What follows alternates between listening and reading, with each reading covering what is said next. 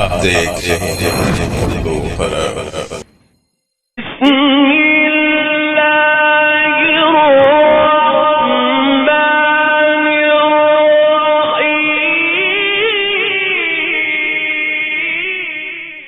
ملحدین متوجہ ہوں۔ ایک ملحد سے سوال کیا گیا کہ ریاضی کی ایک تھیوری کو سائنس کے قوانین سے ثابت کر کے دکھائیں کہ کیا یہ صحیح ہے؟ ملحد نے کہا یہ کیسی لا علمی کی بات ہے، بھلا سائنس کے قانون سے میتھس کی تھیورم کو کیسے حل کیا جا سکتا ہے؟ جواب دیا گیا یہ ویسی ہی لا علمی کی بات ہے جو آپ اللہ کی ذات کو سائنس سے ثابت کرنے کے دوران کرتے ہیں۔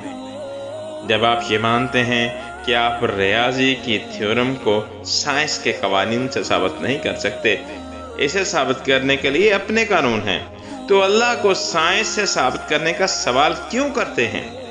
جبکہ اللہ نے اپنی ذات کے ثبوت میں اپنی کتاب اور نبی بھیجے ہیں۔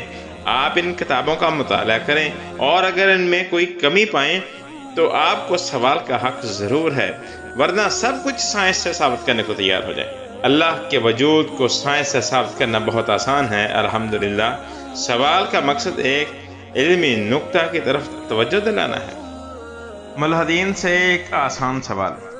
سمندروں کا پانی ایک خاص مقدار میں کھارا ہے، پچھلے 3 ارب سال سے نہ زیادہ نہ کم بلکہ ایک مناسب توازن برقرار رکھے ہوئے ہے تاکہ اس میں چھوٹے بڑے سب آبی جانور آسانی سے تیر سکیں اور مرنے کے بعد ان کی لاشوں سے بو نہ پھیلے۔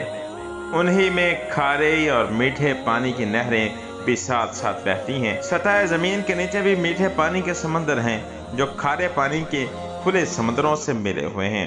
سب کے درمیان ایک غیبی پردہ ہے تاکہ میٹھا پانی میٹھا رہے اور کھارا پانی کھارا۔ اس حیران کن انتظام کے پیچھے کون سی عقل ہے؟ اس توازن کو کون برقرار رکھے ہوئے ہے؟ کیا پانی کی اپنی سوچ تھی یا چاند کا فیصلہ؟ آپ سے گزارش ہے کہ ہماری ویڈیوز کو لائک، شیئر اور ہمارے چینل کو سبسکرائب ضرور کر دیں۔ اگلی ویڈیو کے لیے اجازت دیں، فی امان اللہ۔